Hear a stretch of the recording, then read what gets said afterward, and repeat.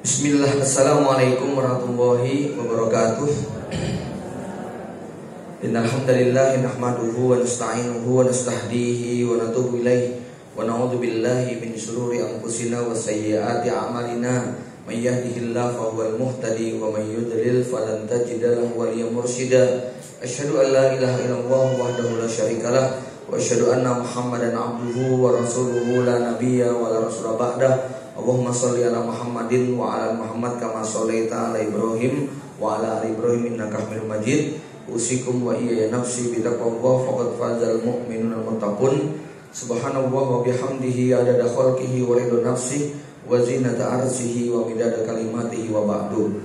Bapak Ibu, para ustadz dan ustadzah yang dirahmati Allah Subhanahu wa taala, kita bersyukur pada Allah di kesempatan pagi menjelang siang ini Allah berikan nikmat yang begitu banyak pada kita, nikmat iman Islam, nikmat sehat dan sempat, sehingga kita bisa menghadiri undangan istimewa kegiatan parenting di sekolah Al-Islam ini.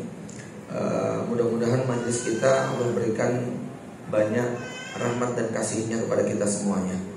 Salawat serta salam semoga tercurahkan pada baginda Nabi Muhammad SAW, juga pada keluarga, kerabat, sahabat dan pengikutnya yang setia sampai kiamat. Semoga kita termasuk yang mendapatkan syafaatnya di yaumul qiyamah.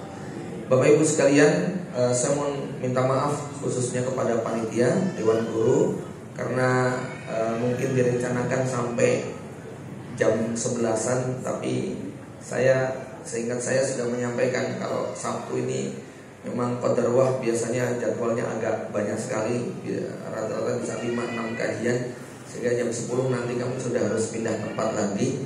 Maka waktu yang akan kita langsungkan di sini kurang lebih 1 jam seperempat atau seperempatnya nanti untuk tanya jawab. Baik, untuk lebih mempersingkat dan memadatkan materi, saya ingin muqaddimahi dari sebuah riwayat tentang satu peristiwa yang nanti akan kita saksikan di hari kiamat. Peristiwa ketika manusia di padang mahsyar, ada banyak sekali pemandangan yang mengejutkan, tetapi keterkejutan itu ada yang menyenangkan, menggembirakan, membuat mata kita berbinar haru karena karunia Allah Subhanahu wa taala. Ada juga keterkejutan yang membuat kita terbelalak, kaget dan penuh ketakutan. Di antara pemandangan yang membuat kita akan haru, bergembira dengan apa yang Allah berikan adalah pada saat Allah Subhanahu wa taala memperlihatkan gunungan pahala yang besar, derajat yang tinggi yang akan diberikan kepada seseorang. Lalu orang ini bertanya, min aina hada ya Rabb? Dari mana ini semuanya? Dari mana ini semua aku mendapatkan? Apa karena sholatku, puasaku, sedekahku? Allah mengatakan bukan. Lalu dari mana? Aku merasa tidak memiliki kelayakan untuk mendapatkan karunia ini. Lalu Allah kemudian berfirman, min istighfari waladika laka. Ini semua kamu dapatkan karena permohonan ampun, doa yang tak putus dipanjatkan oleh anakmu untukmu sepeninggalmu.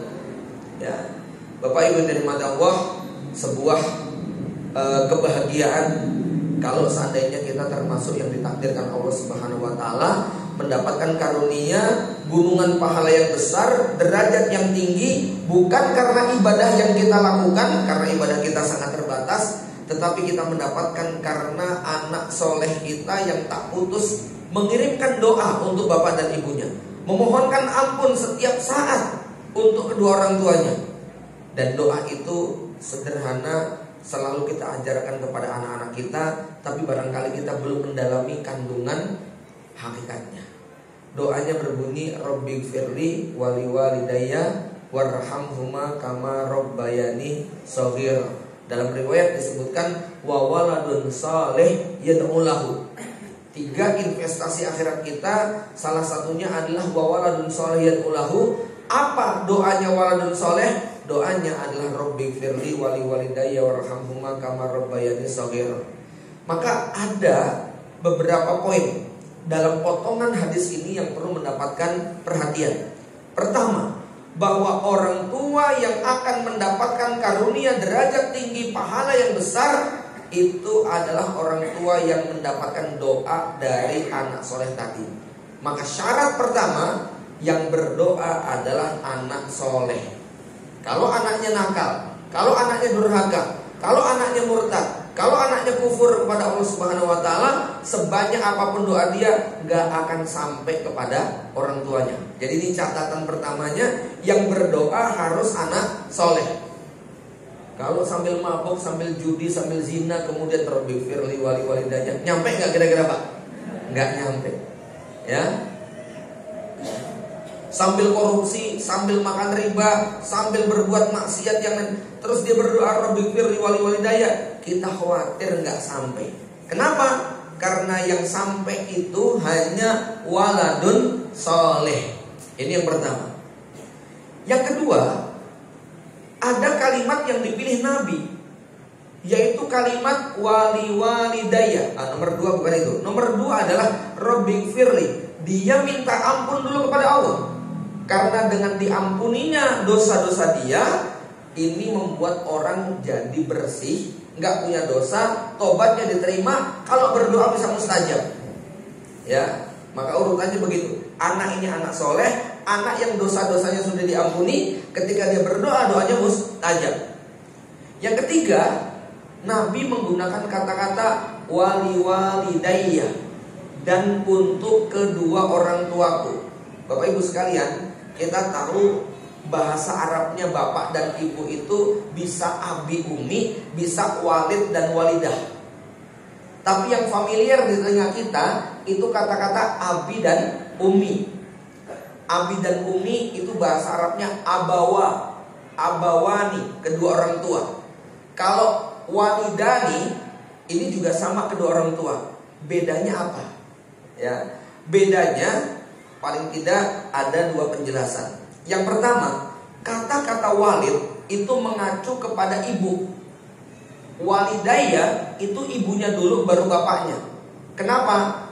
Karena walid adalah yang punya anak, dan yang punya anak itu adalah ibu, walaupun itu benihnya dari bapak. Tetapi dalam fikih dan realitas sosial, kita mengakui dan sepakat ada orang yang punya ibu tapi belum tentu dia punya bapak. Tapi kalau dia punya bapak, pasti dia punya ibu. Maka kata walid nomor 1 adalah ibunya dulu. Anak soleh berdoa untuk ibunya, setidaknya berdasarkan hadis Nabi, ummuka ummuka ummuka summa abu. Ini menunjukkan jatah ibu 3 kali dibandingkan dengan jatah bapak. Ya. Maka walidayya itu maknanya ibu dulu baru bapaknya. Kalau abi dan umi, maka di situ bapaknya dulu baru ibunya. Dari sini pertanyaannya, yang dapat doa walidayya atau abawayya? Walidayya. Yang didoakan Nabi, yang didoakan anak soleh tadi bukan Rabbighfirli wali abawayya, tetapi Rabbighfirli wali walidayya.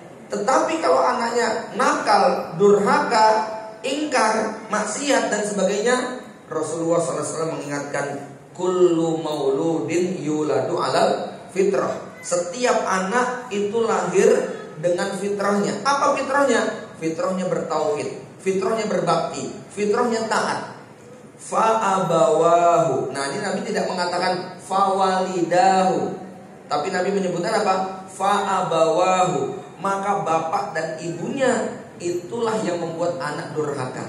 Kedua orang tuanya yang membuat anak durhaka, anak tidak berbakti, anak tidak bertauhid, anak menjadi Yahudi, Nasrani atau Majusi.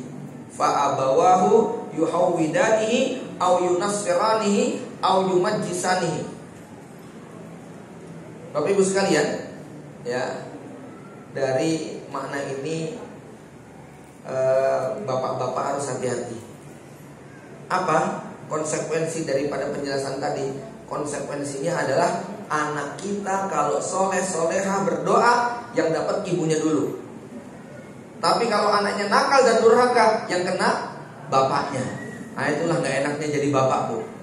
Jadi ibu-ibu harus kasihan kepada suaminya. Kalau anaknya soleh, nurut, taat, berbakti, yang dapat ibunya. Tapi begitu anaknya nakal, durhaka, yang dosa bapaknya. Ya, ini makna yang pertama. Yang kedua, walidayya identik dengan perkara-perkara mental spiritual. Sedangkan abawayya atau abi umi itu identik dengan perkara-perkara material. Ya, ngasih makan, ngasih minum, beli jajan, beli pakaian, beliin kendaraan, buatkan rumah, ya, ngajak jalan-jalan, itu abi dan umi. Tapi kalau ngajari Quran, ngajari hadis, ngajari tauhid, ngajari rukun iman, ngajari rukun Islam, ngajari doa, zikir, ngajari adab dan akhlak, itu walid. Gitu ya. Itu walid. Pertanyaannya, hari-hari kita lebih banyak jadi abi umi atau jadi walid? Bahkan ada yang gak jadi walid sama sekali. Kenapa? Semua pendidikan anaknya di-outsourcingkan semuanya. Ya, dari mulai TPA, TK, SDIT, SMPIT, SMA, ilmu agamanya, tarbiyahnya di-outsourcingkan kepada ustadz dan ustazah. Bapak dan ibu sibuk cari nafkah. Ini khawatir kalau kayak gini nanti cuma jadi abi umi, tidak jadi walid dan walidah. Karena kata-kata walid disambung dengan kata-kata kama robbayani shogir, sebagaimana mereka memberikan pendidikan, bukan sebagaimana mereka memberi makan, memberi minum, memberi pakaian. Ya, walaupun bukan berarti memberi material itu tidak ada nilai-nilai spiritual. Kalau kita nyuapin anak, nak baca bismillah, itu walid, gitu ya. Kalau kita makikan baju anak dipakai, itu walid, diajari baca doanya, ngelepasnya. Anak kita kalau tidur baca doa, itu walid. Anak dimandiin, kemudian dibersihkan, masuk kamar mandi diajari doa, keluar diajari doa, itu walid. Tapi kalau cuma ngasih makan, ngasih minum, beli baju, jalan-jalan, beli makanan, ya, ini hanya menjadi abi dan umi. Kalau Anda ajak jalan-jalan ke pantai misalnya, menyaksikan gelombang yang Masya Allah, kita katakan Masya Allah, Subhanallah, ya, luar biasa ciptaan Allah, itu walid. Tapi kalau cuman wow, amazing, itu abi umi, gitu ya. Kalau tidak kita bawa semuanya kepada akhirat, kalau tidak kita kenalkan semuanya itu kepada Allah Sang Pencipta, itu kita hanya menjadi abi dan umi buat mereka, tidak menjadi walid dan walidah buat mereka. Padahal doanya anak tadi adalah Rabbighfirli wali walidayya. Ya, ada yang protes, Ustaz, saya tuh nyekolahkan anak saya itu supaya anak saya itu pintar ngaji, kenal Allah dan sebagainya. Masa kita nggak disebut sebagai walid? Masa kita nggak dapat pahala juga? Ya, kan saya katakan ibu-ibu, kalau bisa dan harus bisa, anak kita baca Al-Fatihah jangan sampai diajari sama ustazahnya. Anak kita bisa mengucapkan Bismillah, jangan diajari guru TPA-nya. Anak kita bisa mengucap Subhanallah, Alhamdulillah, La ilaha illallah, Allahu Akbar, jangan sampai diajari guru ngajinya. Itu kalau bisa yang ngajari ibu dan bapaknya. Kenapa? Kita khawatir nanti anak kita minum baca Bismillah, yang dapat pahala ustazahnya.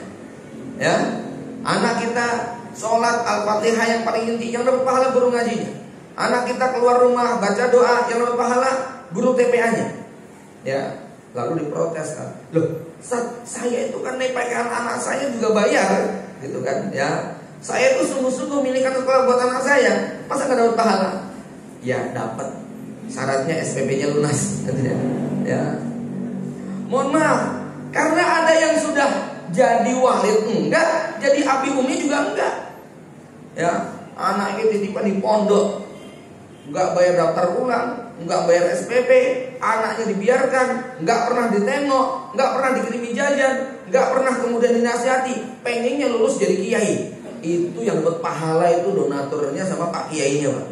Ya, kita sudah enggak jadi abi umi, tambah enggak jadi walid dan walidah buat mereka.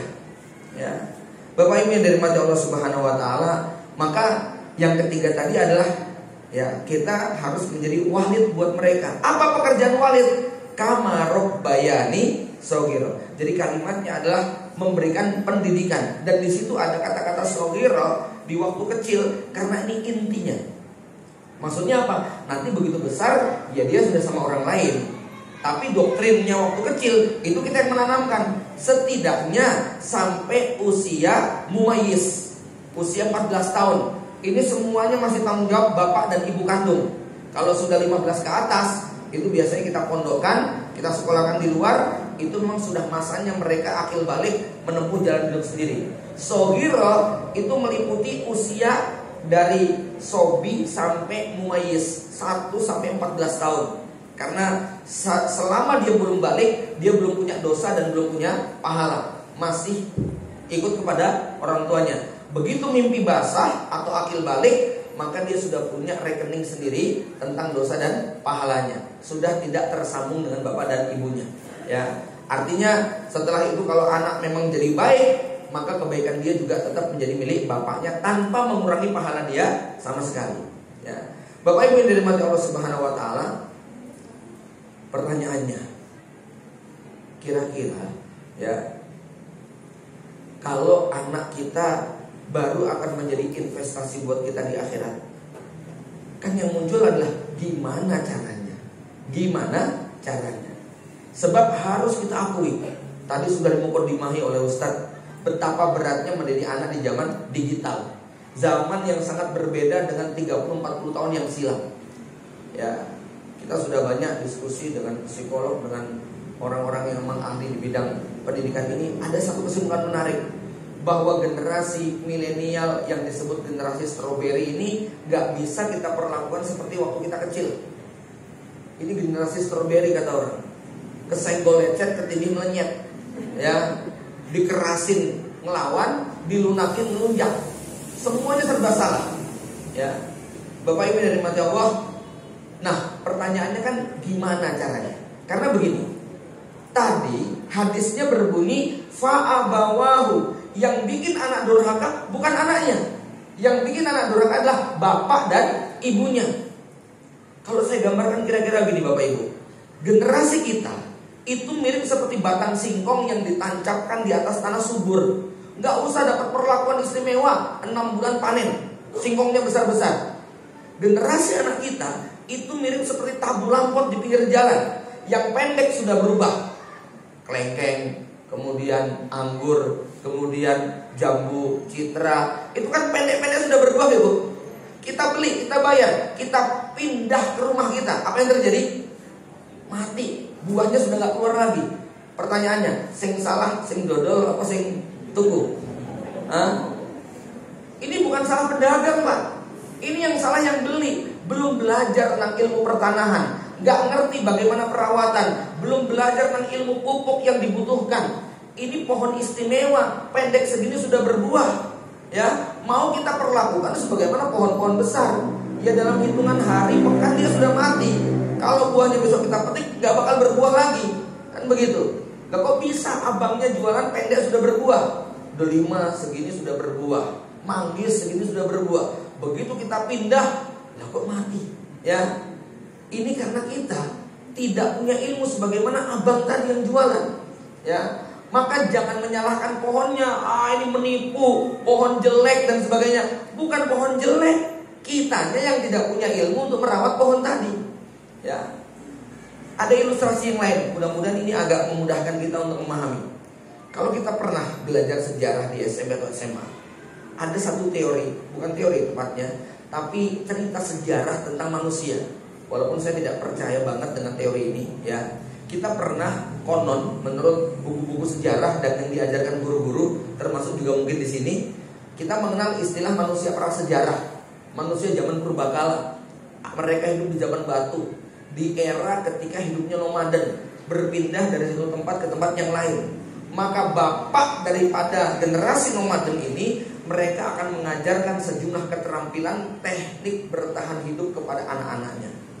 Diajari cara berburu, diajari cara mengejar hewan, diajari cara memanjat pohon yang tinggi, diajari cara membuat panah, tombak, menembak, kemudian membuat jebakan. Itu ilmu-ilmu itu akan diajari bapak kepada anaknya. Kenapa? Ini adalah ilmu yang dibutuhkan anak nanti kalau mereka sudah dewasa, bagaimana bisa bertahan hidup dengan alam yang selalu berubah-ubah. Ya, diajari tentang bagaimana mengerti arah mata angin, kemudian perbintangan, kemana daerah yang subur. Ini ilmu yang dibutuhkan oleh generasi nomaden. Nah, ternyata terjadi perubahan zaman, di mana ketika bapaknya ini mengajarkan ilmu tadi, si anak kemudian tumbuh dewasa. Ternyata sang anak ketika dewasa, dia sudah masuk ke zaman baru, yaitu zaman agraria, di mana manusia sudah mulai menemukan pertanian, sudah mulai bercocok tanam, sudah mulai memelihara hewan, unggas, sapi, domba, kambing, dan sebagainya. Bayangkan Bapak Ibu, si bapak yang hidup di era agraria, ini waktu kecilnya hidup di era nomaden. Keterampilan bapaknya itu menembak, menombak, memanjat, membuat jebakan, dan sebagainya. Lalu mindset sang bapak tadi ingin mewariskan ilmu kepada anaknya. Pertanyaannya, apakah ilmu bapaknya masih relevan untuk dia paksakan kepada anaknya? Nah, itu nanti anaknya bingung Pak. Diajari manjat pohon yang tinggi. Kata anaknya, Pak, kong kebun kita buahnya pendek-pendek, gitu kan? Ya, sawah ladang kita itu banyak. Diajari cara memburu, cara menembak. Kata anaknya, Pak, kong kambing tinggal nyembelih, ayam di kandang banyak. Ngapain lari-lari ngejar kambing? Gitu. Ya, maka jurus bapaknya sudah tidak relevan untuk digunakan oleh anaknya. Si anak akan stres kalau dipaksakan ilmu bapaknya. Ya. Diajari pindah-pindah tempat. Ya Allah Pak, ini sawah kita ribuan hektar, kebun kita segini banyak, ngapain pindah-pindah? Bapak Ibu sekalian, ini ilustrasi yang agak dekat antara zaman kita yang jauh dari digital dengan era anak kita hari ini. Makanya kalau anak kita kemudian mau dipaksakan dengan jurus mbah kita waktu mendidik kita dulu, saya yakin hasilnya banyak yang rusak dibandingkan yang baik. Ya, maka walau alam, saya melihat ada dua kubu ekstrim orang tua dalam persoalan mendidik anak. Bapak Ibu sekalian, sebelum saya lanjutkan, saya menyampaikan begini bukan berarti saya sudah rampung. Ya, justru saya kadang-kadang menemukan hikmah. Kenapa tidak semua anak saya kok mudah? Ini supaya nggak berhenti belajar. Kalau anak seorang ustadz diberi yang mulus semuanya, ya mungkin ada hikmahnya, bisa sombong dan merasa kamu sih nggak bisa didik, begitu kan? Tapi kalau kita dikasih anak yang agak berat-berat itu, ya kita jadi bisa merasakan beban penderitaan bapak ibu yang juga punya ujian yang sama. Ya, Allah kasih ujian saya anak 12, cucu 2. Ya, jadi sampai sekarang belum rampung-rampung prosesnya. Ya, nomor 2, 3, 4, 5, 6 itu laki-laki semua. Dan masa-masa yang paling ekstrim. Masa ekstrim itu umur 15 sampai umur 22. Itu masa-masa paling berat. Sepaneng kita, sport jantung. Ya, kalau anak kita masih balita, yang capek itu fisik kita. Capek gendong, capek ngajak jalan-jalan, capek ngelonin, capek buatin susu, capek anak itu kalau ngompol, rewel dan sebagainya. Itu yang capek badan kita Pak. Saya yakin jenengan yang punya anak masih balita gak pakai perasaan. Ya, iya toh, fisik yang capek. Coba misalnya anak kita umur 3 tahun ngomong, mama jahat, mama pergi aja dari sini. Ibu sakit hati gak boleh gitu Bu? Enggak. Coba anak 17 tahun ngomong kayak gitu. Ya, maka 7 tahun pertama yang capek di badan kita, 7 tahun kedua yang capek di otak kita. Ya Allah lele, kamu kok gak mau sekolah? Itu kepikiran aja. Tapi kalau sudah 16-17 tahun, yang capek di sini, sakitnya tuh di sini. Ngelihat anak gak mau sekolah, ya rabi rawani, sekolah ragelem, nyambut gawe wegah, ya. Masya Allah, ininya loh Pak, ya. Ya. Bapak Ibu dari mati Allah, maka ini saya menyampaikan begini, mohon maaf kalau nanti banyak sampelnya, sampel keluarga saya, begitu ya, sebagai bentuk supaya saya nggak omdo gitu ya, ya, karena ini luar biasa nih ujiannya, 5 anak urut-urutan laki semuanya. Qadarullah kalau yang perempuan agak aman, nomor 1, 2 lewat, sudah punya anak semuanya ya, jadi sudah mateng gitu kan ya. Lah yang 3, 4, 5, 6, 7 ini Masya Allah, tiap hari sport jantung, Rabbana hablana min ladunka dzurriyyatan thayyibatan innaka sami'ud du'a. Itu enggak kurang-kurang 5 kali 10 kali, pokoknya habis sholat, sebelum sholat, antara azan dan iqomat, ini harus dibaca terus.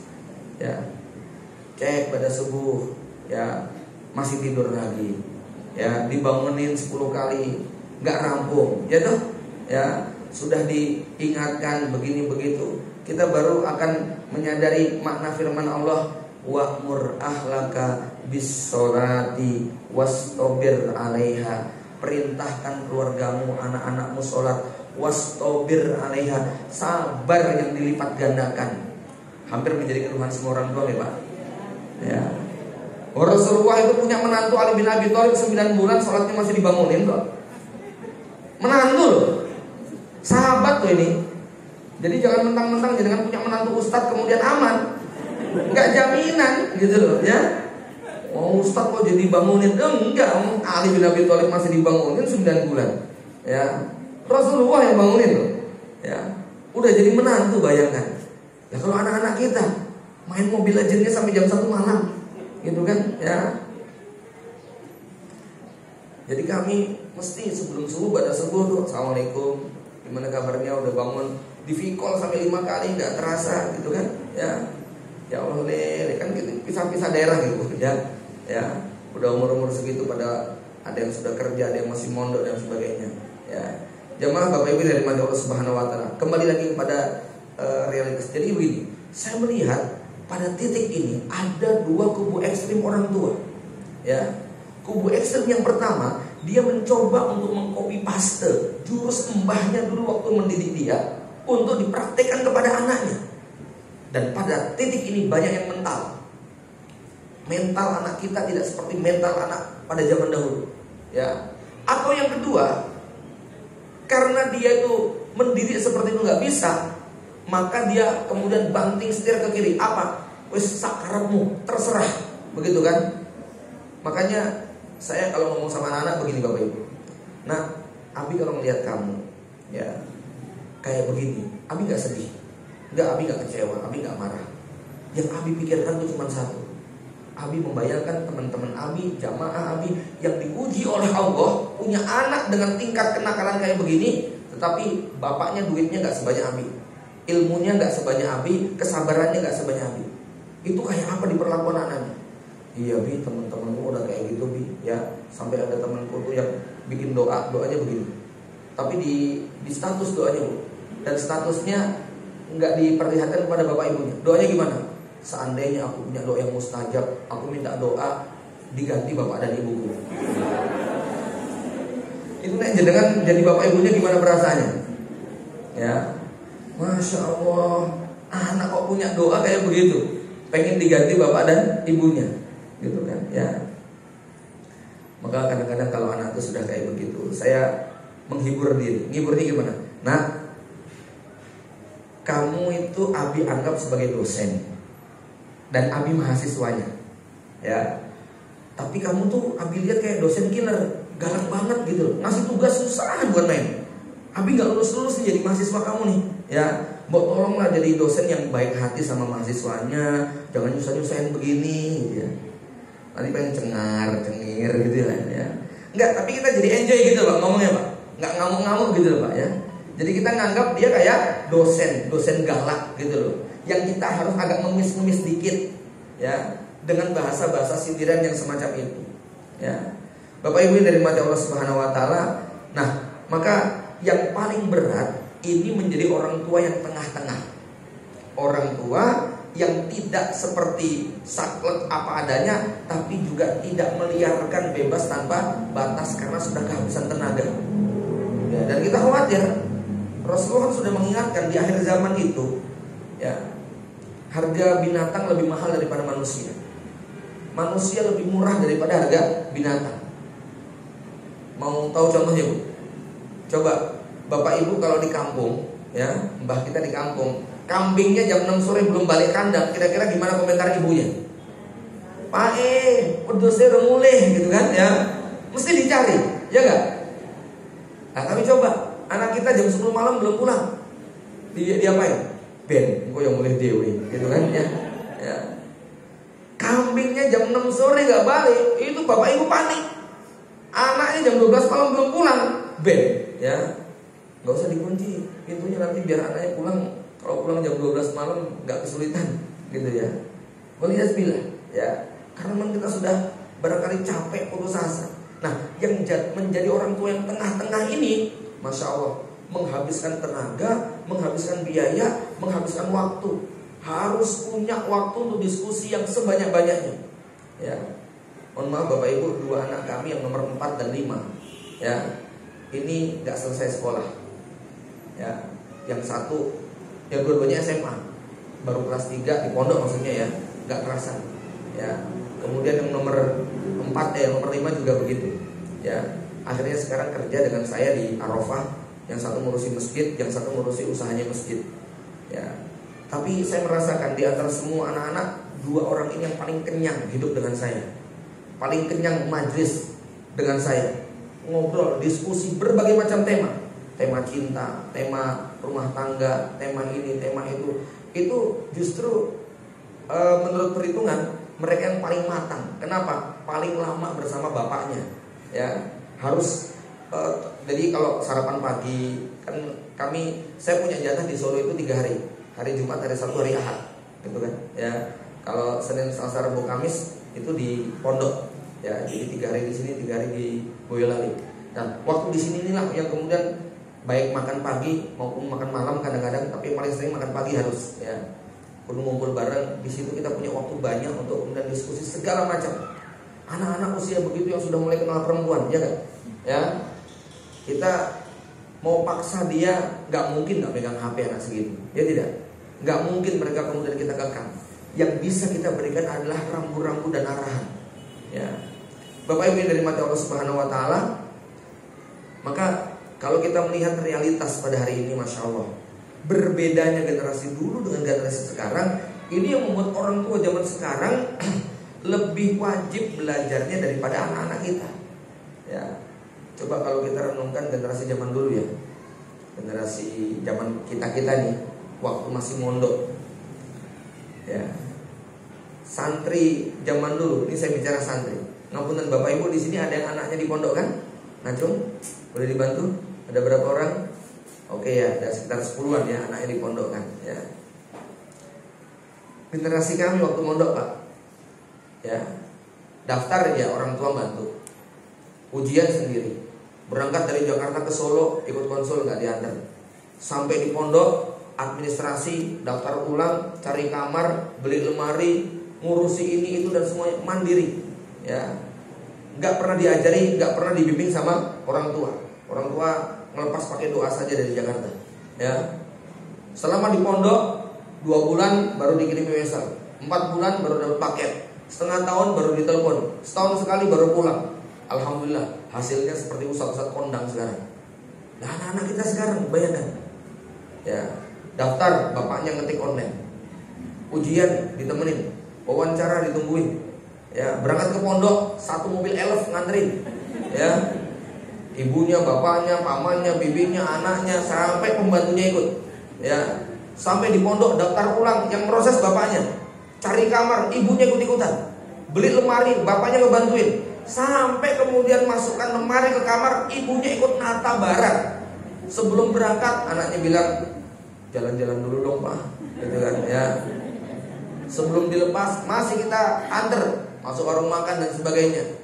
Selesai ditinggal, nanti sering-sering dijenguk ya, gitu ya. Baru 1 pekan sudah minta telepon, ya, 2 pekan kirimin paket, 1 bulan liburan, ya. Hasilnya setahun 3 kali pindah pondok. Lele, kamu tuh maunya apa tuh Le, gitu ya. Masya Allah. Maka Bapak Ibu dari mati Allah, kalau saya dalam hal ini, tadi saya katakan ya, saya belum selesai, saya belum lulus dalam perkara ini. Tapi justru ini yang membuat saya kayak pengalaman untuk ketemu dengan. Jadi kalau ada yang konsultasi masalah anak, saya bilang model anak apa saja insya Allah ada di saya, gitu. Ya, stok 12 ini beda-beda semua. Parenting itu jurus yang tidak bisa di copy paste. 1 anak 1 parenting, nggak bisa kemudian saya pusing Ustaz, perasaan saya sendiri nggak saya beda-bedain. Lagi mana disamakan? Mereka memang beda, semuanya beda. Nggak mungkin kita samakan, ya. Saya sempat dikomplain oleh sejumlah wali murid, wali santri, gara-gara waktu podcast waktu wawancara dengan tim pecah telur, ya agak viral waktu itu ya. Itu saya mengatakan begini. Dulu saya berpikir pondok itu harga mati. Tapi sekarang saya berpikir pondok itu sarana menuju kebaikan. Bukan harga mati, dia sarana, dia alat. Bahwa pondok pesantren bisa mengantarkan anak untuk jadi orang baik, soleh, ustadz, kiai, mubalik, itu tidak kita tolak. Tapi bahwa ada anak-anak yang menjadi baik tidak harus lewat pondok, itu juga fakta, gitu kan? Nah rupanya fatwa saya disalahgunakan. Ya, anak-anak santri yang gak kerasan nyodorkan video ini kepada ibunya. Ibu, satu Fatihah aja bilang gak harus di pondok, gitu kan? Ya, Masya Allah, itu sejumlah ibu kemudian datang kepada saya, gitu ya, minta klarifikasi. Ustaz bener katakan, Bu, saya katakan pondok bukan harga mati, bukan saya gak peduli dengan pondok. Wong saya tuh 26 tahun ngajar di pondok, 6 tahun saya sekolah di pondok, ya. Sudah 27 tahun saya berumah tangga, mengabdi di pondok, ngajar sampai sekarang masih ngoreksi. Ya, kadang-kadang jenuh juga Pak, 12 amplop itu kalau ngoreksi ya. Udah 26 tahun ngajar loh sampai kayak begini. Tapi itu kita jalani. Anak-anak semua pondok. Anak saya pindah pondok 3 kali 4 kali, saya ikuti. Ya. Dan faktanya sudah gak sanggup, mau dipaksakan, gitu kan ya. Saya lebih ngerti kepada kebutuhan dia. Ya. Maka bukan berarti kemudian saya mengizinkan anak, masing-masing kasusnya berbeda. Ya, datang lagi, Ustadz, nah ini anak saya nggak kerasan, cuman kan saya nggak sekuat Ustadz untuk menghadapi anak, gimana ini, gitu kan? Ya, bapaknya juga nggak mau tahu anaknya kerasan nggak kerasan, apa yang harus saya lakukan? Ya, Bapak Ibu yang dirahmati Allah Subhanahu Wa Taala, kembali ya kepada generasi stroberi anak-anak kita tadi. Ini yang membuat kita jadi orang tua nggak bisa santai, Pak. Ya, anak kita ini bukan benda statis. Dia mikroorganisme yang dinamis, tumbuh kembang psikologisnya, tumbuh kembang emosi dan perasaannya gak bisa diduga. Ya, maka kalau kemudian kita berhenti belajar dalam mendidik anak, kita betul-betul akan dikejutkan dan dikagetkan. Ratusan siswi ya hamil, ya yang menghamili siswa, ratusan SMP dan SMA. Alhamdulillah, saya nggak berharap ada cerita itu di Solo. Begitu kan ya. Tapi bukan berarti tidak terjadi, ya kan? Ya, itu mengancam kepada siapa saja. Ya. Enggak peduli itu santri, enggak peduli itu anak sekolah al-Islam atau sekolah umum, semua berpeluang. Ya. Karena memang karakter daripada zaman kita dengan zaman anak kita sudah berubah total. Waktu kita kecil, guru kita cuma 2. Bapak ibu guru di sekolah dan orang tua di rumah. Tambah televisi sore lah jam 4:30. Itu pun paling filmnya Unyil, Mas Gordon, tambah kalau malam kalau mencapir sama Dunia dan Berita, gitu kan? Ya. Habis itu kemudian selesai pagi sampai sore nggak ada isi televisi. Ya. Jadi anak kita sekolah bisa fokus. Hari ini anak kita gurunya ada ribuan dari berbagai macam ratusan negara dengan ribuan bahasa, ribuan adat istiadat budaya yang dicekokkan pada otak anak-anak kita. Sudah nggak ada lagi batasan-batasan dan sekat budaya. Semua apa yang ada di internet bisa masuk di otak anak kita. Maka memaksa anak kita untuk kita gunakan jurus zaman dulu, ini mah nggak mempan. Anak-anak zaman sekarang begitu kan. Ya, maka ini Masya Allah ya, kudu mikir terus nih orang tua untuk menghadapi anak yang semacam ini. Ya, di satu sisi dia ngerti kapan tega, tapi di sisi lain dia ngerti kapan harus toleransi. Dan ini butuh ilmu, ya. Ilmu yang tidak cukup kemudian sekarang kenapa? Nanti anak berubah lagi. Nanti anak menemukan apa lagi, orang tua harus kemudian mikir kembali apa yang harus dilakukan. Bapak Ibu yang dirahmati Allah Subhanahu Wa Taala. Nah, di antara fase yang paling berat ini adalah fase ketika anak berpindah dari mumayyiz menuju akil balik.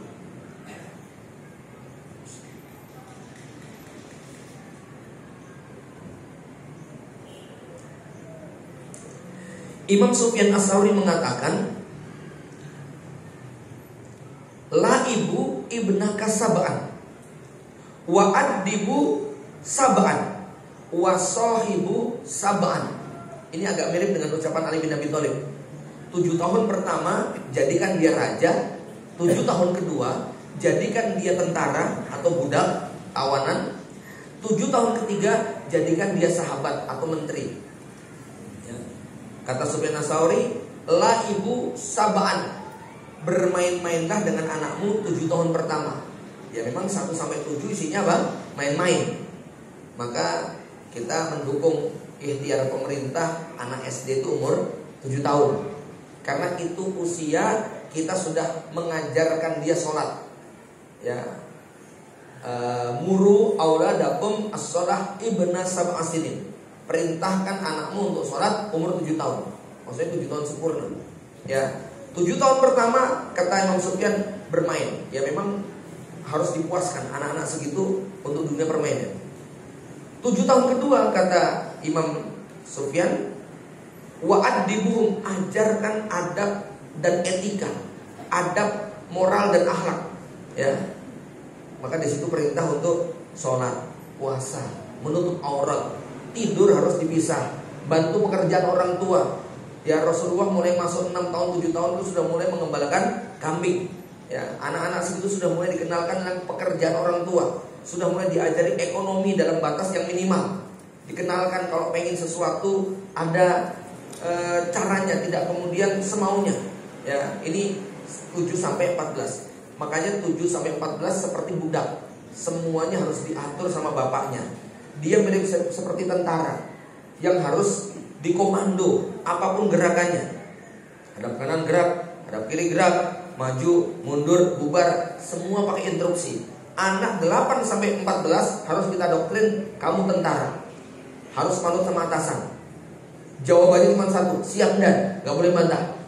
Itu anak 7 sampai 14. Ya, melawan bisa dihukum, gitu ya. 7 sampai 14. Begitu 15, nah ini fasenya sudah fase sahabat. Inilah fase yang paling berat. Kenapa? Ini fase paling ekstrim. Bayangkan loh, berpindah dari mentalitas budak menjadi menteri. Kemaki gak kira-kira Pak? Masya Allah, kemakinnya pol. Ya, anak-anak 3 SMP itu paling berat-beratnya ustaz. Ya, perpindahan masuk 1 SMA itu lagi kemaki-kemakinya. Ya, hobinya seneng-seneng, punya ide sangat heboh, prakteknya makal ketis, terima bongkar, gak berani pasang. Itu gaya-gaya anak umur 15-16. Ya, maka di usia ini skor jantung orang tua luar biasa. Deg-degan terus bawaannya. Ya, hormon-hormonnya sudah berubah. Jakunnya sudah mulai tumbuh, suaranya sudah bariton. Ya, kemudian kecenderungan dengan lawan jenis sudah makin menguat. Bapak Ibu, anak kalau sudah punya kecenderungan dengan lawan jenis membangkang, potensi membangkangnya tinggi. Silahkan dirasakan. Ya betul. Ya, mulai banyak bohong, mulai banyak melipir. Kalau bicara itu bersayap, gitu kan? Ya, ya, ngomongnya apa, maksudnya apa, itu beda. Ya, Masya Allah. Ini perpindahan yang paling ekstrim. Maka saya sering mengatakan anak 15-16 itu ibarat naik kendaraan. Itu tikungan, turunan, geronjalan, licin musim hujan. Kalau megang stangnya nggak kenceng, remnya nggak pakem, banyak yang kepleset di sini Pak. Ya, lagi seneng-senengnya sama lawan jenis, lagi senengnya mengeksplor. Dia baru bebas dari perbudakan, langsung naik status menjadi menteri. Kan kemakinya luar biasa. Ya, maka dalam hal ini sohib ibnaka sab'an, jadi sahabat. Nah, banyak orang tua yang tidak siap untuk menjadi sahabat buat anaknya di usia 15 ke atas. Karena konsekuensi konsekuensi sahabat itu berbeda dengan konsekuensi dia adalah budak. Waktu dia budak, kita boleh suruh, bahkan mungkin kita membentak. Waktu 14 ke bawah, dia terikat dengan aturan, gak bisa bebas. Waktu 14 ke bawah, dia berada dalam kontrol kendali kita penuh. Begitu 15, dia sudah punya komunitas. Komunitasnya bukan lokal Pak. Kalau komunitas lokal itu 8 tahun, 9 tahun, itu komunitas lokal. Punya teman SD, punya mulai main jarak-jarak 2 kilo, 5 kilo gitu Pak ya. Tapi begitu 15, ini sudah antar kota. Ya. Nah, di sini memerankan diri sebagai sohib, menjadi teman buat anak kita. Ini ilmunya ilmu tingkat dewa. Ya, ilmu tingkat tinggi maksud saya. Berat betul. Kenapa? Sudah melibatkan pikiran dan perasaan. harus mengatur antara logika dengan rasa. Nggak cukup pakai logika saja, tapi juga harus pakai perasaan. Di saat yang sama, khususnya kaum ibu-ibu, perasaannya masih tetap dominan. Bapak-bapak masih dengan logikanya. Maka disinilah anak sudah mulai berpindah fasenya. Dari sekedar menggunakan logika harus melibatkan rasa. Ya, anak mulai baper, mulai sensitif, mulai bad mood dan sebagainya. Udah kenal dengan istilah-istilah begitu. Bahkan sebelum itu sudah mulai. Dan di fase ini, maaf, banyak anak-anak yang hanya balik secara fisik tetapi terbelakang secara mental. Mereka siapnya menjadi remaja, tidak siap menjadi pemuda. Beda dengan generasi kita dulu Pak Bu, ya. 15 kita jadi pemuda. Maka zaman dulu tuh istilah remaja baru muncul pada tahun 50-an. Setelah revolusi industri yang ketiga keempat masuk, maka istilah remaja baru muncul. Dulu nggak ada Pak, ya. Dulu itu kita bangga dengan pemuda, panggilannya Bung Karno, Bung Hatta, Bung Tomo, Bung Syahrir. Yang usia 17 sudah merantau, 20 itu sudah punya anak, 18 sudah bisa bekerja menghasilkan untuk orang tuanya. Sementara anak-anak kita hari ini 22, 23, 24 masih nyadong sama bapak ibunya. Punya anak 2, nggak berani pisah sama mertuanya. Itu fakta, ya. Nah, kedewasaannya hanya sebatas fisik. Kalau dulu kita dewasa, mimpi basah umur 15-16.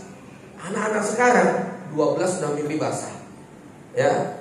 10 tahun sudah haid. Bahkan ada yang 12 tahun nifas, gitu ya. Iya, gitu ya. 14 tahun nifas, gitu kan Pak ya. Ya Allah, ya. Jadi mereka itu hanya gede secara fisik tetapi terbelakang secara mental. Kenapa ini bisa terjadi? Ini fase pertumbuhan yang tidak kita kenalkan tentang konsekuensi kehidupan. Maka Bapak Ibu yang dirahmati Allah, beratnya perpindahan dari fase ini, kita dipaksa menjadi sahabat. Sahabat itu gimana? Yang namanya sahabat, coba kita renungkan Pak, kalau kita menjadi sahabat anak kita. Karena banyak orang tua yang gak siap jadi sahabat. Sahabat itu lebih banyak ngobrol atau banyak tausiah? Ngobrol. Faktanya kita banyakkan tausiah apa ngobrol? Tausiah. Nah, sini nak. Kamu tuh gitu. Coba pertanyaannya, seneng gak seorang anak punya sahabat yang kayak gitu? Ya. Mohon maaf ibu-ibu tuh bakat nyinyirnya alami. Ya, itu gawan bayi ya. Padahal ngomelin anak laki-laki itu maksimal 1 menit. Itu pun dibagi 2. Yang satu itu adalah kritikan, yang satu pujian. Ya, itu pun dengan syarat datang nggak boleh diomelin. Tanya dulu, udah makan belum? Sebab kalau perutnya keroncongan, dikasih tausiah, masya Allah, bukan cuma sekedar mental, ya, tapi itu akan membuahkan kebencian. Nah sayangnya ibu-ibu yang emosinya nggak terkendali, itu sudah nggak tahan itu kalau dengar anaknya begini begitu, pengennya segera ngasih tausiah. Ya, sahabat itu bukan adep-adepan. Sahabat itu duduk di samping, jejer. Ya. Namanya ngobrol itu 2 arah, bukan 1 arah. Ya. Maka di sini penting sekali bagi orang tua untuk punya mental sebagai sahabat. Ya. Yang namanya sahabat itu kalau kita lihat, ya, maka harus punya kacamata yang sama. Ibu kacamatanya -7, anak kacamatanya -1. Kita paksa kacamata kita dipakai pada anak, pusing gak dia? Logika anak berbeda dengan logika orang tua. Nah, ini helm beli harga berapa nak? 900.000 gitu ya. Dia pakai duit dia sih. Ibunya kaget. Ya Allah lele, Umi 200.000 aja udah kemahalan gitu kan ya. Ya aku kalau pakai helm ini kan gantengnya nambah. Logika anak-anak. Orang tua masih butuh ganteng-gantengan nggak? Udah nggak butuh. Anak masih butuh nggak Pak? Masih butuh gitu loh ya. Ya kelihatannya udah kita bilang, nak kamu tuh nggak pakai helm aja udah ganteng kok. Kalau ya kamu pakai kayak gini lebih ini. Logika dia. Nah Bapak Ibu, ada satu rumusan begini ya. Banyak orang tua tidak siap dengan realitas anak, lalu dengan mudah menyematkan istilah nakal, bangkang, badung, durhaka hanya gara-gara beda pilihan. Saya terangkan logikanya sederhana begini. Kalau misalnya saya nyuruh anak saya, nak tolong ambilkan botol aqua itu, botol mineral itu. Maunya kita jadi orang tua, anak jalan ke sana ngambil, terus balik lagi. Itu logika kita, Pak. Logika anak gak gitu. Dia muter lewat luar sana, jalan-jalan, lihat-lihat, baru ngambil. Setelah ngambil apa? Muter lagi, lalu kasihkan ke kita. Menurut kita, ya, waktu dia belok ke sini itu bangkang namanya. Tapi di otak anak sama sekali tidak punya niat membangkang. Dia cuma pengen menelusuri cara berpikir yang tidak digunakan oleh bapaknya. Itu aja. Dia pengen mencoba jalan lain. Dia sama sekali gak punya niat bangkang. Cuman fenomena itu langsung dihukumi bangkang sama ibunya, sama bapaknya. Kamu kok ngeyel toh? Kamu kok gak nurut? Di sini anak kemudian merasa tidak dihargai pilihannya. Ya, di sini orang tua sudah gak sabar pengen segera menghujani dengan berbagai macam julukan tadi. Maka buat bapak-bapak yang punya anak usia 15, 16, 17 sampai 20, benar-benar khusus kita harus panjang, Pak. Jangan buru-buru komentar atas semua pilihan dia. Coba ikuti jalur berpikir dia. Buat anak laki-laki terutama. Kalau anak perempuan, mohon maaf, anak perempuan memang sebaiknya jangan diberi banyak pilihan. Ya, diajak ke pasar, mau dibeliin baju, ambilin ukur pakai ya, gitu. Beli sepatu, pakai ukur pakai ya, gitu ya. Itu anak perempuan. Kenapa? Tabiat perempuan itu taat. Ya, tabiat perempuan nggak milih-milih supaya besok kalau jadi istri itu manut sama suaminya.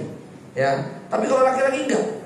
Laki-laki harus banyak dikasih pilihan karena dia calon pemimpin. Dia akan membuat kebijakan. Ketika ada masalah dia ngerti jalan keluar. Kalau dari sejak kecil didoktrin harus begini-begini, ketika punya masalah, saya takut simbok saya. Nanti gitu repot. Jadi suami dikit-dikit takut simbok, takut tanya sama ibu, tanya sama mama. Sebentar tanya dulu ya. Gak bisa menjadi suami yang mandiri. Laki-laki dari sejak kecil harus diberi banyak pilihan supaya dia terbiasa ketika menghadapi persoalan, dia ngerti jalan keluar. Otaknya berfungsi ketika punya masalah. Maka dalam hal ini, ketika anak kita punya pilihan yang semacam itu, ikuti cara berpikir dia. Maka setiap anak punya hujah, jangan buru-buru dibantah. Ikuti permainan dia kayak apa. Oh, cara berpikirnya seperti itu. Baru kita kemudian menawarkan solusi kita. Bukan solusi tepatnya, bukan paksaan ya, bukan perintah, tetapi apa? Second opini. Kita tawarkan second opini kita. Nah, kalau begini bagaimana? Ya, karena ini waktunya dia jadi sahabat. Sahabat itu diajak diskusi. Waktunya dia jadi menteri. Menteri itu diajak rapat. Ya, bukan lagi tentara yang harus siap dan, begitu kan? Ya, mohon maaf ya, doktrin tentara ngomong apa saja mesti dimulai dari siap dan, gitu kan? Itu ngomong siap dan pakai mikir nggak, Pak? Nggak pakai, gitu loh ya. Siap dan, pokoknya apa saja, masuk akal nggak masuk akal, siap dan, begitu. Itu fase tentara memang kayak gitu. Maksudnya apa? Umur 8 sampai 14 tahun itu fase semacam itu. Nggak boleh banyak mikir anak tadi, ya. Harus mulai banyak istilahnya manut sama orang tuanya. Nah, begitu 15 kita beri ruang berpikir yang cukup kepada dia. Ya, Bapak Ibu yang dirahmati Allah Subhanahu Wa Taala, maka dalam hal ini, ya, masya Allah, kesabaran, lagi-lagi kesabaran kita menjadi orang tua ini yang dituntut tanpa batas. Ya, ibu-ibu ini terutama dalam mengapresiasi anak laki-laki khususnya. Ya, kadang-kadang kan mereka curhatnya di media. Dia nyapu, gak ada yang lihat. Dia nyuci, bantu orang tuanya, gak ada yang komentar. Dia ikut jemur, ikut nyetrika, ikut ngepel, ikut bebenah, gak ada yang komentar.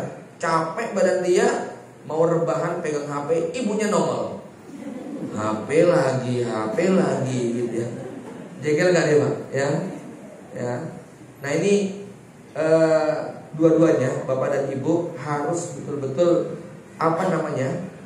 mirip seperti busur, Pak. Busur itu paduan dari lentur sekaligus juga kuat.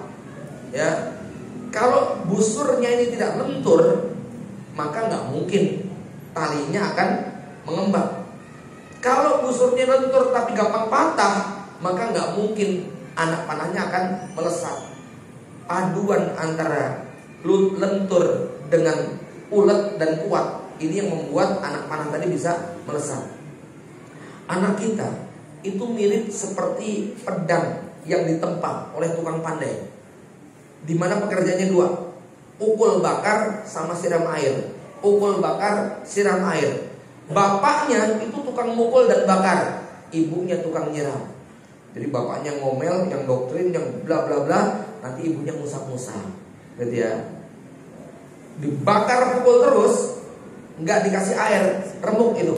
Tapi dicelupin air terus, karatan anak kita, ya. Makanya paduan bakar pukul dengan celupan air inilah yang membuat anak kita bisa menjadi pedang yang sangat tajam, yang kemudian nanti bisa berfungsi sebagaimana layaknya pedang tadi.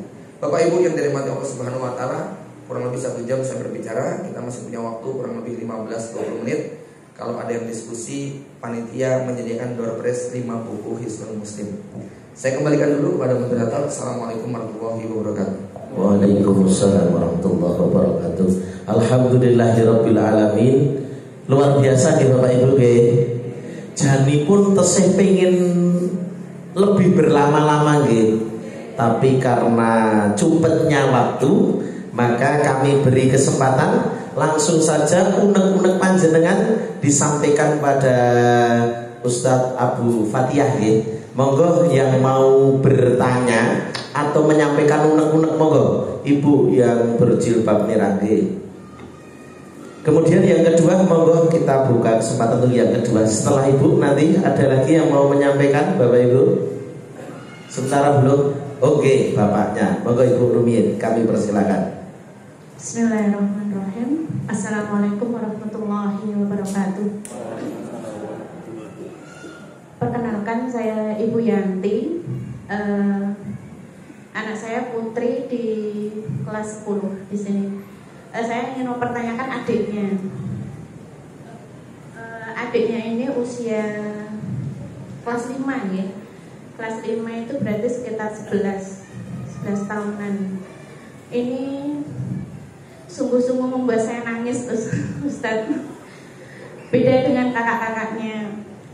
Saya berpikir itu apa karena generasi pandemi ya. Saya berpikirnya begitu karena sejak kelas 3 itu sudah dipegangin HP, belajar dari rumah menggunakan HP, dan sampai saat ini itu agak susah berpisah dengan HP. Dan saya miris itu terkadang sholatnya agak lupa-lupa, dari satu sampai nangis. Ustadz, gimana caranya supaya anak ini bisa saya ajak untuk sholatnya itu bisa terkontrol. Terus bagaimana caranya menasehati dan mengajak supaya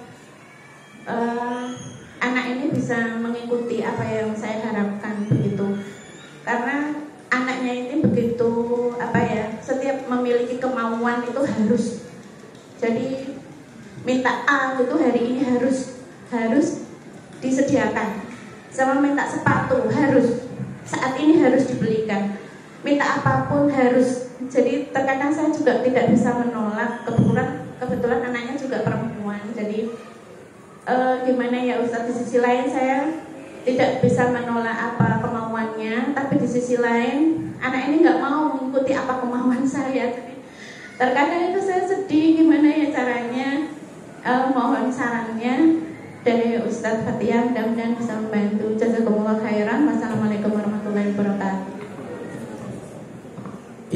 Untuk pertanyaan kedua, sekalian Ustadz ya. Yang kedua, monggo Bapak.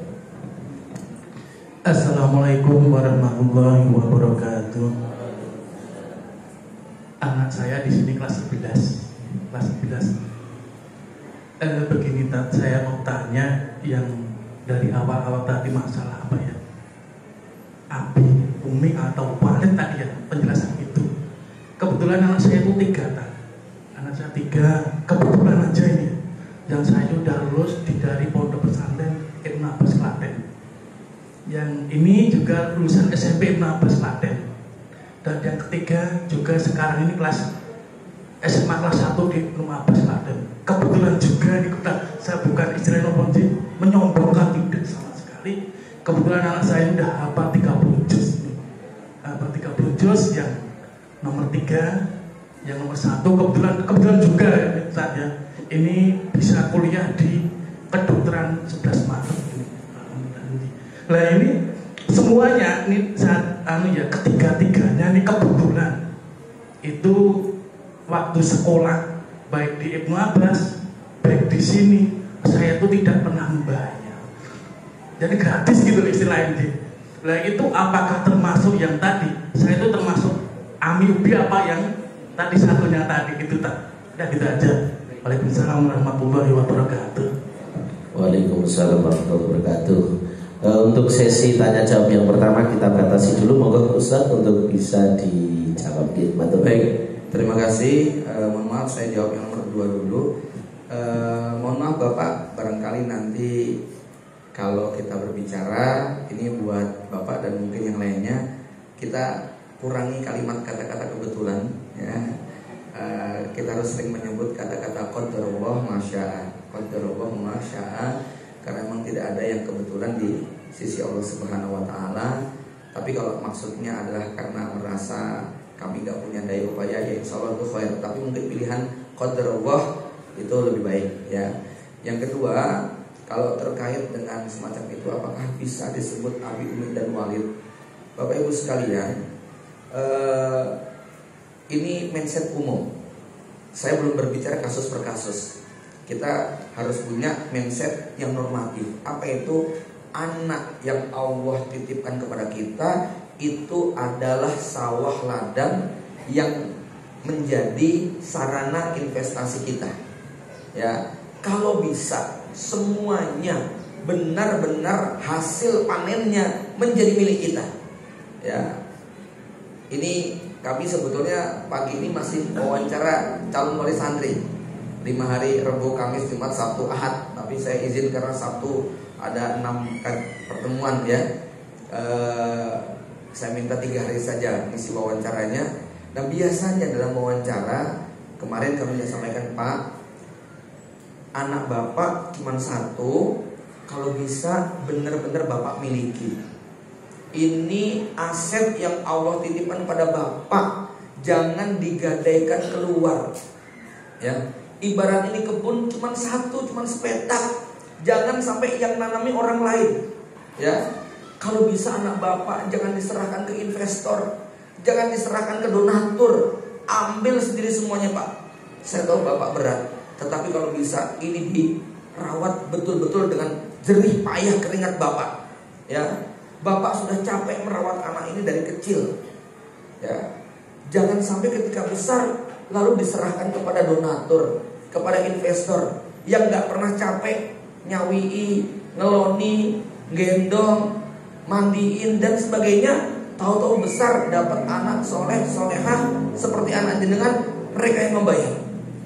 Ketika ada seorang bapak ibu wali murid yang minta keringanan, biasanya saya tetap memberikan paparan normatif. Maaf, ini saya tidak berbicara kasus per kasus, saya normatif dulu. Pak, kalau seandainya Bapak punya sepetak tanah di pinggir jalan, ya, yang hari ini harganya cuma 5 juta, tapi 4 tahun lagi ada yang berani bayar 5 miliar, kira-kira dijual gak sekarang? Wah, gak bakal Ustaz, eman-eman gak mungkin. Tapi Bapak ada kebutuhan, ada ini, ada itu dan sebagainya. Kira-kira ya gimana caranya? Apapun yang terjadi gak bakal saya jual. Saya akan kerja keras memenuhi kebutuhan saya. Yang penting ini tanah gak saya lepas. 4 tahun lagi 5 miliar. Pak, anak Bapak lebih mahal daripada sepetak tanah. Hari ini anak Bapak belum bisa apa-apa, belum bisa ngaji, belum punya hafalan, belum bisa ceramah, belum bisa khutbah. 4 tahun lagi jadi ustadz, 4 tahun lagi jadi hafid, 4 tahun jadi hafidah.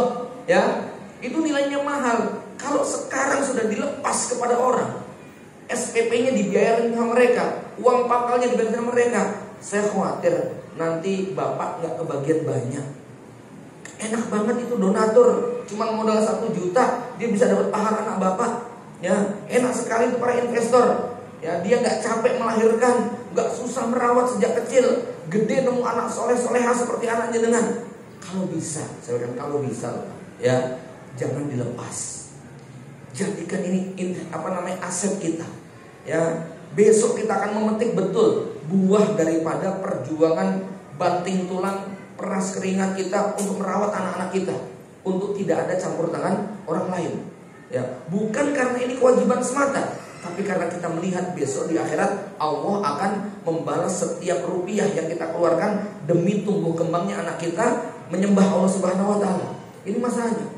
Ya, saya sampaikan pada kawan-kawan, mohon maaf, memang di donatur itu enak, di gratis itu menyenangkan, tapi itu di dunia.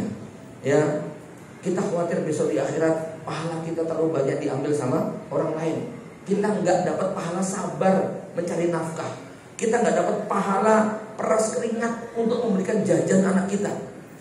Kita nggak dapat pahala untuk banting tulang dalam rangka membayar SPP anak kita, karena sudah ada yang bayarin. Mungkin enak sekilas di dunia. Maka maaf, bukan karena apa-apa, bukan karena sekarang kondisi kami longgar dan sebagainya, tapi sudah jadi mentalitas, mau dikasih anak berapapun bismillah, jangan ada yang gratisan. Gitu deh. Bukan karena apa, tapi kita pengen di akhirat besok kita petik semuanya. Ya, Bapak Ibu dari mati Allah. Tetapi kalau sudah terlanjur dapat karunia kayak begitu, balaslah kebaikan tadi. Balaslah kebaikan tadi. Doakan sebanyak-banyaknya buat bapak dan ibu gurunya. Doakan sebanyak-banyaknya buat para donatur dan investornya. Doakan sebanyak-banyaknya buat yayasan, guru pembimbing, dan siapapun yang punya peran buat kebaikan anak kita. Ini adalah mukafaah, timbal balik dari kebaikan yang mereka berikan kepada kita. Ya, ini dalam Islam adil, karena ada orang-orang yang memang diuji Allah, duitnya banyak, anaknya sedikit atau bahkan nggak punya anak, tapi ada yang diuji Allah, anaknya banyak tetapi hartanya tidak cukup. Maka di sini ada kolaborasi, yang memiliki harta berbagi dengan hartanya, yang tidak memiliki harta berbagi dengan doa, pikiran, tenaga, untuk kemudian diberikan kebaikannya kepada orang tadi. Mudah-mudahan kita tidak kehilangan karunia tadi. Ya, tapi kalau bisa, ya lahir batin itu kita punya semuanya. Kalau bisa, gitu, okay? Dan ini doa kita kepada Allah. Kita minta kepada Allah supaya kita diberi kemampuan. Tapi kalau faktanya memang realitanya kita tidak mampu lalu diberikan keringanan, ya kita juga nggak perlu sombong-sombongan. Aku nggak butuh, nggak. Ya, kita hargai pemberian orang, maka balaslah kebaikan orang itu dengan kita banyak berbuat baik kepada dia. Mudah-mudahan dengan cara itu Allah menyempurnakan pahala kita. Gitu ya Pak ya. Insya Allah dengan melakukan yang semacam itu, semua karunia itu tetap kembali kepada bapak dan ibunya. Jalin silaturahmi kepada semua pihak yang sudah berbuat baik kepada anak-anak kita. Mohon maaf, karena ada orang tua yang modelnya begini. Anaknya pinter, anaknya ranking, anaknya hafid, boro-boro kok ngasih hadiah sama ustadznya, terima kasih saja enggak. Tapi begitu anaknya nakal, melanggar, komplainnya sampai ke polisi. Begitu kan? Adil gak ini Pak? Gak adil kayak begini. Ya, maka jangan sampai kita kemudian kehilangan pahala ya atas semua jasa bapak dan ibu. Kalau perlu bayar mereka lebih daripada yang sudah mereka berikan kepada anak-anak kita. Ya, maka senang sekali ya kalau kita punya anak lulus sukses, kemudian setelah keluar mereka berkunjung ke ustadznya, ngasih apa buat gurunya dan sebagainya. Ini bagian daripada bakti anak kepada orang tua biologis dan orang tua ideologis. Oke, mudah-mudahan cukup ya Pak. Kemudian untuk yang kedua, yang pertama saya berdoa kepada Allah untuk ibu agar diberi kesabaran, ilmu tambahan, keikhlasan di dalam membersihkan anak-anak kita. Ya, selanjutnya begini. Bapak Ibu sekalian, saya yakin ibu ini juga mewakili dari banyak ibu yang lain, juga keluarga kami dan sebagainya. Saya pikir sama, semuanya punya ujian, terutama anak-anak di era pandemik. Ya, kami kemarin diskusi dengan dokter Dani, psikolog. Mungkin suatu saat saya rekomendasikan kepada asatid, beliau lagi cukup naik daun ini di Solo, dokter Dani Romadoni. Ya, kami sudah berapa kali panelis dengan beliau. Untuk mengisi seminar tentang parenting. Beliau dari sisi masalah kecanduan gadget. Ya, beliau banyak ngisi di tema itu, spesial di konten tentang masalah mengatasi kecanduan gadget. Dan beliau punya keresahan yang luar biasa, sudah membayang generasi sekian tahun ke depan karena anak-anak yang selama 3 tahun itu memang tidak bisa dilepaskan daripada gadget tadi, ya. Nah, Bapak Ibu yang dirahmati Allah Subhanahu wa taala, maka begini.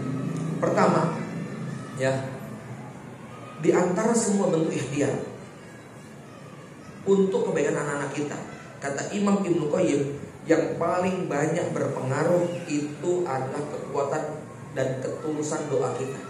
Ya, ketika ada seorang ulama ditanya, punya anak soleh banget, ditanya, apakah engkau mendoakan anakmu setiap waktu sholat? Kok bisa kayak begini?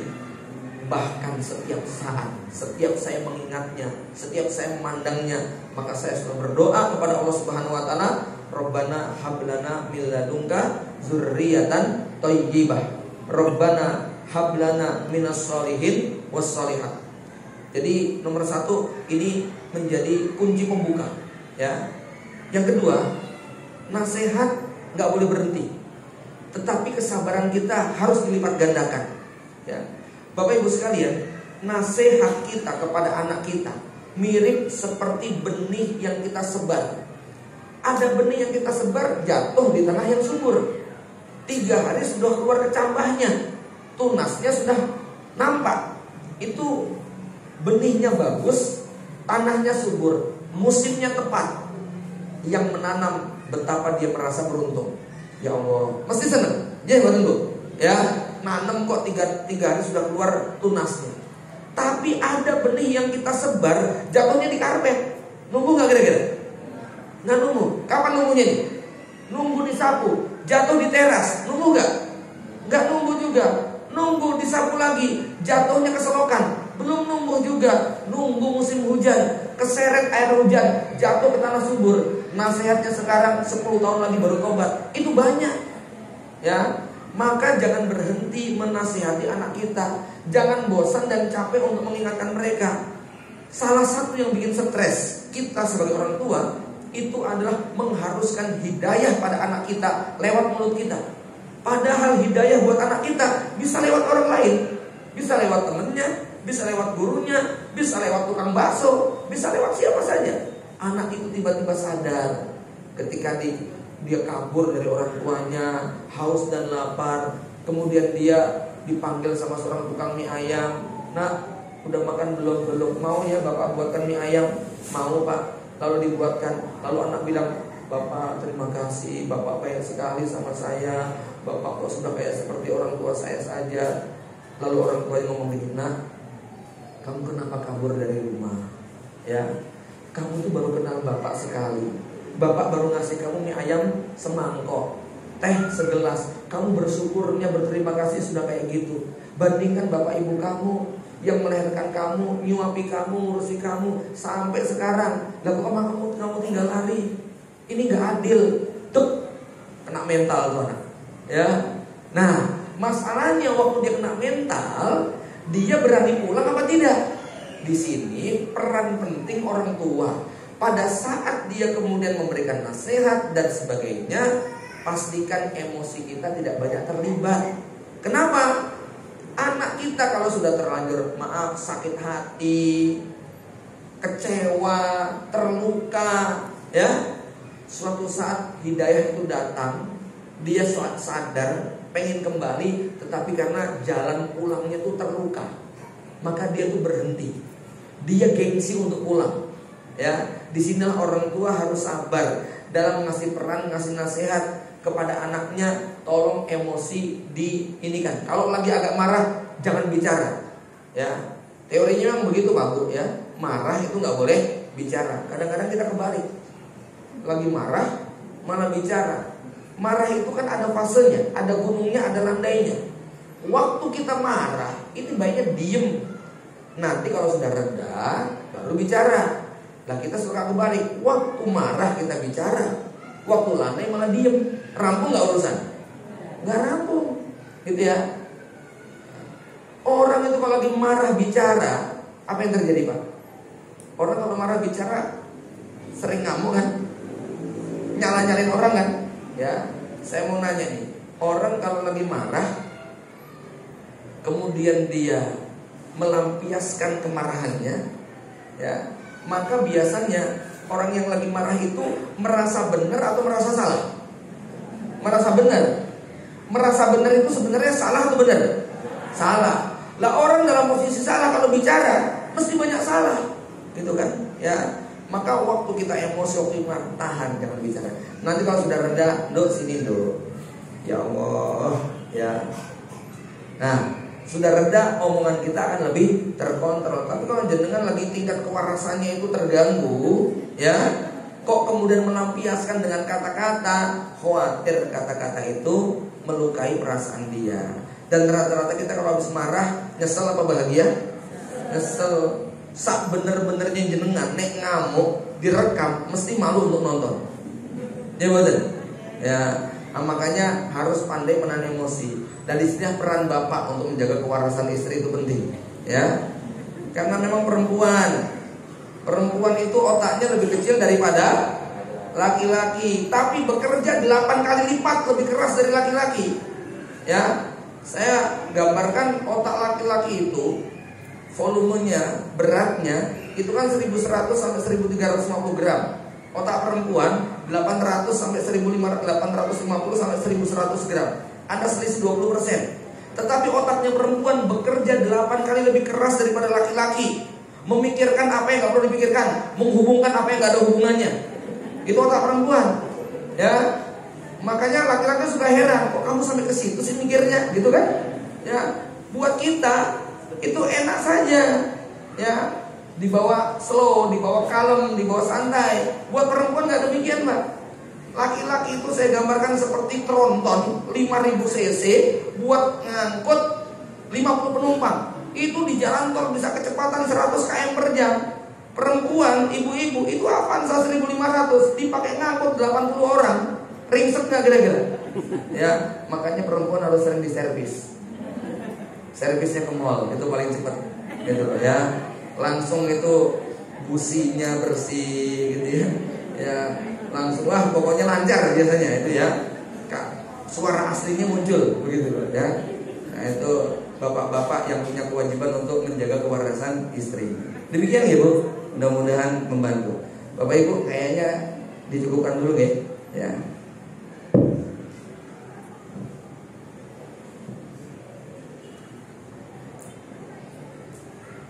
Bapak Ibu sekalian yang saya hormati, alhamdulillahirabbil alamin. Kita mendapatkan pencerahan yang begitu banyak nggih Bapak Ibu nggih. Semoga apa yang kita dapatkan ini mendapatkan keberkahan dan keberkahan dari Allah Subhanahu wa taala. Allahumma amin. Oke.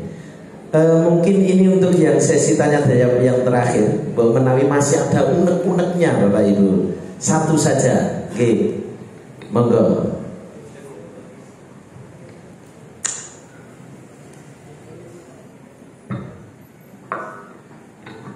Bismillahirrahmanirrahim. Assalamualaikum warahmatullahi wabarakatuh.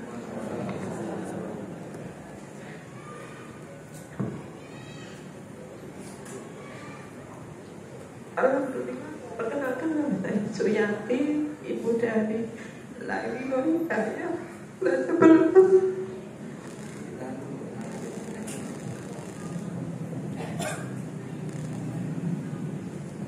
Ditulis aja ya Pak, nggak bisa ngomong. Oh J, monggo kalau berkenan ditulis monggo Ibu, nanti kita bacakan.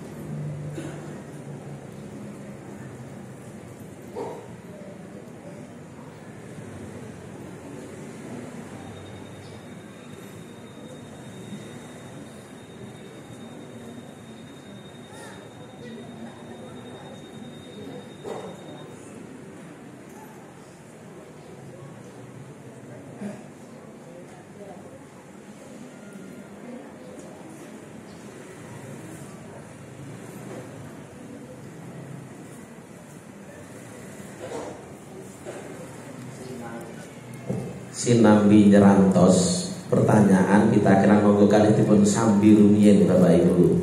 Nggih menika acara inti sinambi kita sambi silih kalih daharan nggih. Acara inti plus acara untu ngaten nggih. Kersanipun boten tegang nggih. Kalih dipun sambi monggo.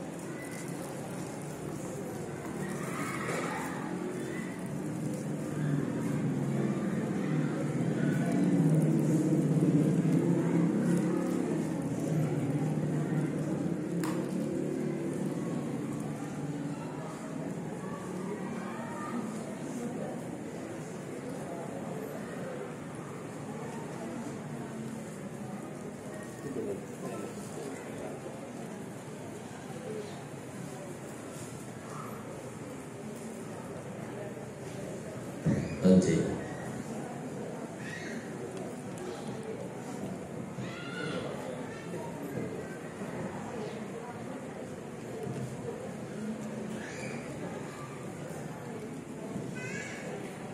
Menikah dalam wawasan Ustaz nggih. Saya punya orang tua yang alhamdulillah masih sugeng, sampun sepuh. Yang membuat saya sedih, keduanya belum dapat hidayah untuk sholat.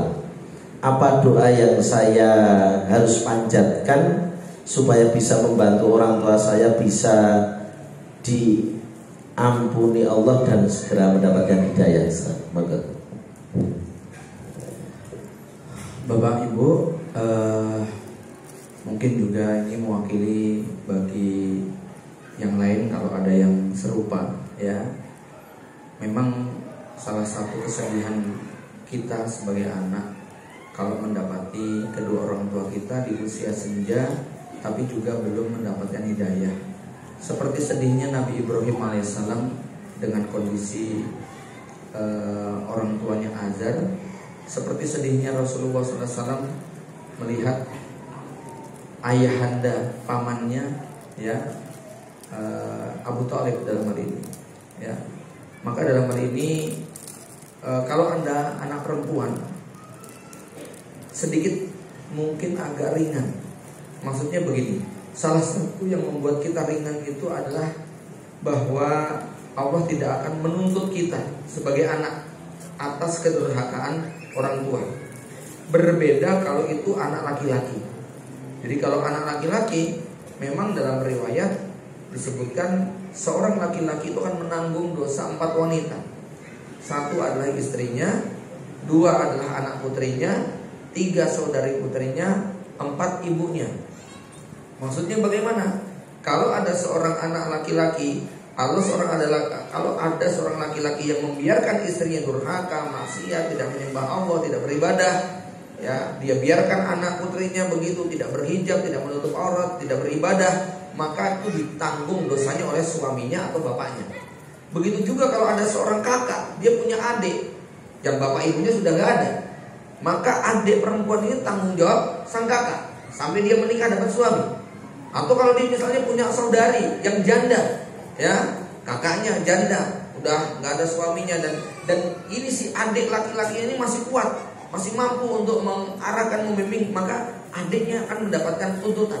Begitu juga seorang anak yang membiarkan ibunya terlantar, ya, ini anak laki-laki akan dimintai pertanggungjawaban. Berbeda dengan perempuan, ya, perempuan ini tidak akan dituntut. Tapi bukan berarti kemudian ibu istilahnya bersyukur, ya, karena saya nggak dituntut, biarin aja bapak ibu saya kayak begitu, enggak, ya. Maka doanya adalah doa-doa secara umum. Allahumma hdi qaumi, Allahumma hdi abi wa ummi, ya. Innaka tahdi ila siratal mustaqim. Doa-doa secara umum. Kalau nggak mampu untuk dengan bahasa Arab, sudah bahasa Indonesia, ya. Kalimatnya singkat saja. Ya Allah, beri petunjuk bapak ibuku yang lebih bernilai di sisi Allah bukan semata lafadznya, tetapi kekuatan hati kita untuk nyambung kepada Allah. Kalau doa Anda sampai meneteskan air mata, doa Anda sampai membuat badan ini gemetar, bergetar maksudnya, ya, maka itu isyarat bahwa kita serius nyambung dengan Allah Subhanahu wa taala, bukan sekedar lisan, ya. Maka ibu tidak perlu kemudian bingung tentang doa apa, lafaz apa yang paling mudah diucapkan. Yang penting adalah bentuk kekhusyuan kita untuk meminta ini kepada Allah Subhanahu wa taala. Tapi di sisi lain sedikit beruntung karena jenengan bukan laki-laki yang nanti akan dimintai pertanggungjawaban tentang kondisi bapak ibu kita. Tapi kalau kita laki-laki, ya lebih bersungguh-sungguh lagi untuk meminta. Tapi kalau memang tidak, ya sudah, itu sudah di luar kemampuan kita. Bapak ibu sekalian, barangkali demikian. Mohon maaf karena waktu kita yang sangat terbatas, kami sudah harus segera bertolak. Ini bukunya masih ada 2. Silakan panitia inisiatif untuk membagikan door prize-nya. Saya mohon undur diri. Mohon maaf bila ada kalimat yang kurang berkenan. Saya beristighfar kepada Allah Subhanahu wa taala. Subhanakallahumma wa bihamdika asyhadu an la ilaha illa anta astaghfiruka wa atubu ilaik. Assalamualaikum warahmatullahi wabarakatuh.